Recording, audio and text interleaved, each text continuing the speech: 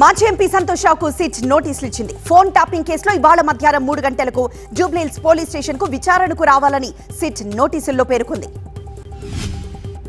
తెలంగాణలో ఇవాళ మున్సిపల్ ఎన్నికల షెడ్యూల్ విడుదలయ్యే అవకాశం ఉంది. ఇప్పటికే ఎన్నికల సంఘం ఎన్నికలకు రంగం సిద్ధం చేసినట్లు తెలుస్తోంది.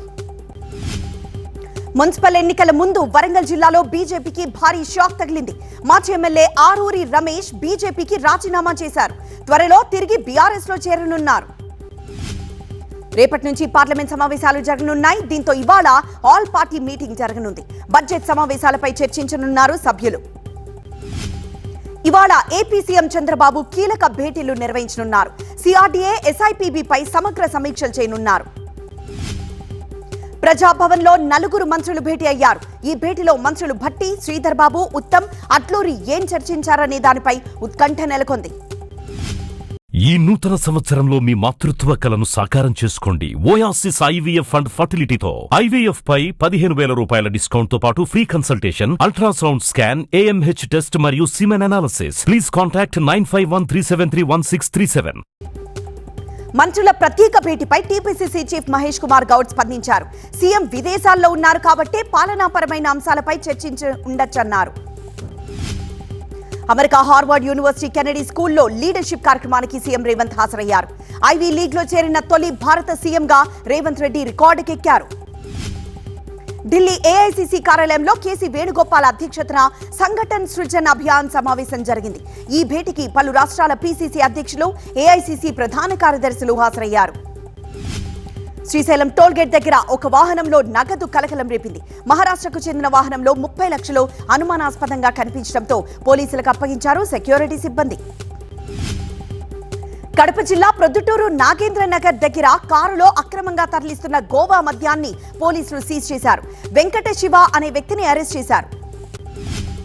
నంద్యాల శివార్లోని పొన్నాపురం కేసీ కెనాల్లో శ్రీకాంత్ అనే యువకుడు గల్లంతయ్యాడు. స్నేహితులతో కలిసి చేపల వేటకు వెళ్లగా కొట్టుకుపోయాడు. నిర్మల్ జిల్లా కొత్త మద్ది పడగ దగ్గర కారు అదుపు తప్పి పొలాల్లోకి దూసుకువెళ్లింది. త్రుటిలో ప్రమాదం తప్పింది. రిపబ్లిక్ డే సందర్భంగా వింటేజ్ కార్లు, బైక్ల ప్రదర్శన హైదరాబాద్ లో సందడిగా మారింది. అబిట్స్ లోని చర్మాస్ గ్రూప్స్ యజమాని ఈ ఎగ్జిబిషన్ ను ఏర్పాటు చేశారు.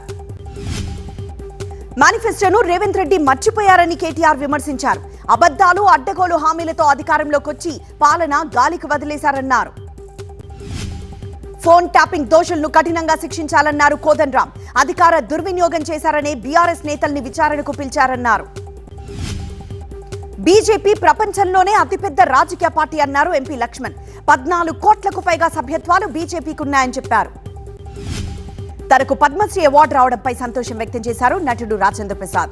తెలుగు ప్రేక్షకుల ఆదరాభిమానాలే తనని ఈ స్థాయిలో నిలబెట్టాయని చెప్పారు. లోక్ భవన్ లో గవర్నర్ అబ్దుల్ తేనేటి విందిచ్చారు. CM Chandrababu, deputy CM Pawan, మంత్రి లోకేష్, మండలి విపక్ష నేత Botsa, BJP chief Madhav, CPI నేత ఈశ్వరయ్య పాల్గొన్నారు. ఏపీ గవర్నర్ ఎట్ హోమ్ కార్యక్రమంలో ఆసక్తికర దృశ్యం ఆవిష్కృతమైంది. మంత్రి లోకేష్, ఎమ్మెల్సీ బొత్స మధ్య సరదా సంభాషణ జరిగింది. ఇద్దరు ఆప్యాయంగా మాట్లాడుకున్నారు. గవర్నర్ ప్రసంగమంతా తప్పుల తడక అన్నారు మాజీ మంత్రి వెల్లంపల్లి శ్రీనివాస్. కూటమి ప్రభుత్వం అబద్దాలతో కాలం వెల్లడదీస్తోందని విమర్శించారు. బీసీ కార్డు వాడితే చేసిన తప్పులు చెరిగిపోతాయా అని ప్రశ్నించారు మంత్రి వాసంశెట్టి సుభాష్. గతంలో మంత్రిగా ఉన్నప్పుడు జోగి రమేష్ వీధి రౌడీలా ప్రవర్తించారని విమర్శించారు. కాపు సంఘం స్థలాన్ని రిజిస్ట్రేషన్ కాకుండా మంత్రి వాసంశెట్టి అడ్డుకున్నారని ఎమ్మెల్సీ తోట త్రిమూర్తులు ఆరోపించారు. కాపుల ఓట్లతో గెలిచి ఇలా చేయడం తగునా అని ప్రశ్నించారు. రెడ్ బుక్ ని తన కుక్క కూడా లెక్క చేయదన్నారు మాజీ మంత్రి అంబటి రాంబాబు. టీడీపీ పతనానికి లోకేష్ నాంది పలుకుతున్నారంటూ విమర్శించారు. కూటమి ప్రభుత్వం ల్యాండ్ టైటిలింగ్ యాక్ట్ ను రద్దు చేసిందంటూ ప్రధాని మోదీకి లేఖ రాశారు మాజీ మంత్రి ధర్మాన. ఈ విషయంపై అన్ని రాష్ట్రాల సీఎంలతో సమీక్షించాలని ప్రధానిని కోరారు. అమరావతిలో రిపబ్లిక్ డే వేడుకలు ఘనంగా జరిగాయి. గవర్నర్ అబ్దుల్ నజీర్ జాతీయ జెండా ఎగురవేశారు. కూటమి ప్రభుత్వం స్వర్ణాంధ్ర 2047 లక్ష్యంగా అడుగులు వేస్తున్నట్లు చెప్పారు. తాడేపల్లి వైసీపీ కేంద్ర కార్యాలయంలో గణతంత్ర వేడుకలు జరిగాయి. ఎమ్మెల్సీ బొత్స సత్యనారాయణ జాతీయ జెండాను ఆవిష్కరించారు. సికింద్రాబాద్ పెరేడ్ గ్రౌండ్ లో గణతంత్ర వేడుకలు ఘనంగా జరిగాయి. గవర్నర్ జిష్ణుదేవ్ వర్మ జాతీయ జెండాను ఆవిష్కరించారు. అంతకుముందు అమరవీరుల స్తూపం దగ్గర నివాళులర్పించారు. కంటోన్మెంట్ ను జీహెచ్ఎంసీలో విలీనం చేయాలంటూ ఎమ్మెల్యే శ్రీ గణేష్ చేపట్టిన రిలే నిరాహార దీక్ష 8వ రోజుకు చేరుకుంది. దీక్షాస్థలి దగ్గరే జాతీయ జెండా ఆవిష్కరించారు. కంటోన్మెంట్ ను జీహెచ్ఎంసీలో కలుపుతామని కేంద్రం చెబితే స్వాగతిస్తామన్నారు BJP MP Etela Rajender. Cantonment ప్రజల నుంచి మిశ్రమ స్పందన వస్తుందన్నారు. రిపబ్లిక్ డే వేడుకల వేళ తెలంగాణ భవన్లో ప్రత్యేక నాటికను ప్రదర్శించారు. రాజ్యాంగ ఉల్లంఘనలను ఎండగడుతూ స్కిట్ చేశారు. పోలవరం జిల్లా రామవరంపాడులో స్థల వివాదం కారణంగా స్కూల్ గేటుకు యజమాని తాళం వేశాడు. దీంతో స్కూల్ బయటే ఉపాధ్యాయులు జెండా ఎగరేశారు. మెదక్ జిల్లా నర్సాపూర్ ఆర్డీఓ కార్యాలయంలో జాతీయ పతాకాన్ని తలకిందలుగా ఎగురవేశారు. వెంటనే దాన్ని కిందకి దించి సరిచేశారు. కామారెడ్డి జిల్లా తాడ్వాయి ఎంఆర్ఓ ఆఫీసులో జాతీయ జెండా ఆవిష్కరణలో అపశృతి చోటు చేసుకుంది. తహసీల్దార్ జెండా ఎగరేశారు, కానీ అది ఎగరలేదు. ఎన్టీఆర్ జిల్లా జగ్గైపేటలో 150 అడుగుల ఎత్తులో జాతీయ జెండాను ఎగరవేశారు. ఈ వేడుకలో ఎమ్మెల్యే శ్రీరామ్ రాజగోపాల్ పాల్గొన్నారు. అనంతపురం జిల్లా విడపనకల్లు శివాలయంలో శివలింగాన్ని త్రివర్ణాలతో అలంకరించారు. దేశభక్తిని, ఆధ్యాత్మికతను ఒకటి చేసిన రూపాన్ని చూసి భక్తులు మురిసిపోయారు. 77వ రిపబ్లిక్ డే వేడుకలు ఢిల్లీలో ఘనంగా జరిగాయి. కర్తవ్య పథ్లో నిర్వహించిన పెరేడ్ దేశ సాంస్కృతిక వైవిధ్యం, ఆర్థిక ప్రగతి, సైనిక శక్తిని ప్రదర్శించారు. రిపబ్లిక్ వేడుకల్లో 17 రాష్ట్రాలు, కేంద్రపాలిత ప్రాంతాలకు చెందిన శకటాలతో పాటు వివిధ మంత్రిత్వ శాఖలు, విభాగాలకు చెందిన 13 శకటాలు ప్రత్యేక ఆకర్షణగా నిలిచాయి. వందే మాతరాన్ని గుర్తుకు తెచ్చేలా గుజరాత్ శకటాన్ని తీర్చిదిద్దారు. శ్యామాజీ కృష్ణవర్మ, సర్దార్ సింగ్ రాణాకు ఈ శకటం వేదికగా ఘనంగా నివాళులర్పించారు.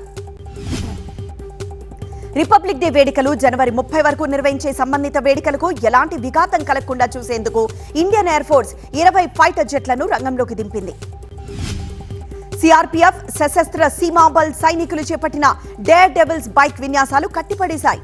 ఎస్ఎస్పీకి చెందిన కానిస్టేబుల్ సాజీ కేఎస్ ఒక్క చక్రంపై చేసిన విన్యాసం సైన్యం ధైర్యానికి ప్రతిరూపంగా నిలిచింది. హిమాలయాలు, సియాచిన్, భారత్ పాక్ సరిహద్దుల్లో పహారా కాసే హిమయోధ కంటింజెంట్ రిపబ్లిక్ డే పెరేడ్ లో ఆకట్టుకుంది. ఒంటెలు, గుర్రాలు, గద్దలు, దేశవాళీ శునకాల పెరేడ్ కర్తవ్య పథలో ఘనంగా సాగింది. భారత వ్యోమగామి గ్రూప్ కెప్టెన్ శుభాంశు శుక్లాకు అశోక చక్రను రాష్ట్రపతి ద్రౌపది ముర్ము ప్రదానం చేశారు. ఇంటర్నేషనల్ స్పేస్ సెంటర్ ను సందర్శించి శుక్లా రికార్డు సృష్టించారు. రిపబ్లిక్ డే వేడుకల్లో ప్రధాని మోదీ ధరించిన తలపాగా ప్రత్యేక ఆకర్షణగా నిలిచింది. పెరేడ్ సాగినంతసేపు శకలాల విశిష్టతను EU ప్రెసిడెంట్ ఉర్సులాకు ప్రధాని వివరించారు. రిపబ్లిక్ డే సందర్భంగా పంజాబ్లోని భారత్ పాక్ సరిహద్దు అటారీ దగ్గర సైనిక దళాలు చేసిన విన్యాసాలు, జాగిలాల ప్రదర్శనలు ప్రేక్షకులను అబ్బురపరిచాయి. రిపబ్లిక్ డేను పురస్కరించుకుని హైదరాబాద్లోని సైదాబాద్లో బ్లడ్ బ్యాంక్ నిర్వహించారు. వందలాది యువకులు స్వచ్ఛందంగా ముందుకొచ్చి రక్తదానం చేశారు. హైదరాబాద్ వనసలిపురం ఏరియా ఆసుపత్రిలో రిపబ్లిక్ డే వేడుకలు ఘనంగా జరిగాయి. మెడికల్ ట్రేడ్ యూనియన్ నూతన క్యాలెండర్ను ఆవిష్కరించారు. స్టెరాయిడ్ ఇంజెక్షన్ల అక్రమ వ్యాపారాన్ని టాస్క్ ఫోర్స్ వెస్ట్ జోన్ పోలీసులు గుట్టు రట్టు చేశారు. హైదరాబాద్ కిషన్ బాగ్ ప్రాంతానికి చెందిన ఒక వ్యక్తి దగ్గర ఇంజెక్షన్లను సీజ్ చేశారు. కృష్ణా జిల్లా అవనిగడ్డలో అంగరంగ వైభవంగా శ్రీ సుబ్రహ్మణ్యేశ్వర స్వామి తెప్పోత్సవం జరిగింది. కోనేటిలో హంస వాహనంపై ఉత్సవమూర్తులు ఊరేగారు. అంబేద్కర్ కోనసీమ జిల్లా అంతర్వేది ఉత్సవాలకు ఆర్టీసీ ప్రత్యేక బస్సులు ఏర్పాటు చేస్తోంది. ఈ నెల 28 నుంచి ఫిబ్రవరి 2 వరకు 125 ప్రత్యేక బస్సులు నడపనుంది. మంచిర్యాల జిల్లా బెల్లంపల్లి నుంచి మేడారంకు బస్సు సర్వీస్ ప్రారంభమైంది. ఎమ్మెల్యే గడ్డం వినోద్, సబ్ కలెక్టర్ ఈ కార్యక్రమంలో పాల్గొన్నారు. ఈ నెల 29న జరిగే భీష్మ ఏకాదశి అన్నవరంలో విస్తృత ఏర్పాట్లు చేశారు. 15,000 వ్రతాలు, లక్షల మంది భక్తులు సత్యదేవుని సందర్శిస్తారని అంచనా వేస్తున్నారు ఆలయ అధికారులు. శ్రీకాళహస్తీశ్వరుణ్ణి బీజేపీ ఎంపీ దగ్గుబాటి పురంధేశ్వరి దర్శించుకున్నారు. ఆలయ అధికారులు, బీజేపీ నేతలు ఆమెకు స్వాగతం పలికారు. నారాయణపేట జిల్లాలో 2 గ్రామాల్లో పోలీసులు 110 క్వింటాల నకిలీ పత్తి విత్తనాల్ని సీజ్ చేశారు. వీటి విలువ సుమారు ₹1 కోటి ఉంటుందని పోలీసులు తెలిపారు. కృష్ణా జిల్లా సుల్తానగర్ ఆంజనేయ స్వామి గుడిలో చోరీ జరిగింది. అర్ధరాత్రి గుడిలోకి ప్రవేశించిన 2 దొంగలు గుణపంతో హుండీ పగలగొట్టి నగదు, వెండి వస్తువులు ఎత్తుకు వెళ్లారు. ఈ నెల 18న పల్నాడు జిల్లా చులుకూరులో మరణించిన శివనాగరాజ్ది హత్యగా పోలీసులు నిర్ధారించారు. ప్రియుడితో కలిసి అతని భార్య ఈ హత్య చేసినట్లు విచారణలో తేలింది. ఏలూరు జిల్లా పోలవరంలో గుప్త నిధుల తవ్వకాలు కలకలం రేపాయి. తవ్వకాలు జరిపిన వ్యక్తిని పోలీసులు అదుపులోకి తీసుకున్నారు. పంజాబ్ లూధియానా జిల్లాలోని లాడోవాల్ టోల్ ప్లాజాను అక్కడి రైతులు తొలగించారు. అధిక ఛార్జీలు వసూలు చేస్తూ ఉండడంతో తొలగించారు రైతులు. ఢిల్లీలో రాష్ట్రపతి ద్రౌపది ముర్ము ఎట్ హోమ్ కార్యక్రమం నిర్వహించారు. ఉపరాష్ట్రపతి సిపి రాధాకృష్ణన్, ప్రధాని మోదీ సహా European Union, European Council presidents హాజరయ్యారు. దేశంలో ప్రజా పరిపాలన సాగుతోందని ప్రధాని మోదీ అన్నారు. రక్షణ మంత్రి రాజ్నాథ్ సింగ్ రాసిన ఆర్టికల్ ను ప్రధాని మోదీ షేర్ చేశారు. విజయవంతమైన భారత్ ప్రపంచాన్ని సుస్థిరంగా, సురక్షితంగా ఉంచుతుందని European Union president Ursula von der అన్నారు. భారత్ తమకు కీలకమైన అంతర్జాతీయ భాగస్వామ్యాన్ని కొనియాడారు. భారత్, యూరోపియన్ యూనియన్ స్వేచ్ఛా వాణిజ్య ఒప్పందాన్ని ఇవాళ ప్రకటించబోతున్నాయి. European Commission president, European Council president తో ప్రధాని మోదీ చర్చలు జరపనున్నారు. దేశం కోసం ఎన్నో త్యాగాలు చేసిన భారత్ లో సొంత రాజధాని లేని ఏకైక రాష్ట్రం పంజాబ్ అని సీఎం భగవంత్ మాన్ ఆవేదన వ్యక్తం చేశారు.